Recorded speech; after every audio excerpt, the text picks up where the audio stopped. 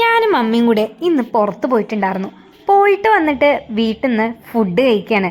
വലിയ കാര്യമായിട്ട് കറിയൊന്നുമില്ല. ചോറും മോരും പിന്നെ ചമ്മന്തിയും കുറച്ച് കടലയും പിന്നെ മീൻ വറുത്തതും അച്ചാറും അത്രയൊക്കെ ഉള്ളൂ.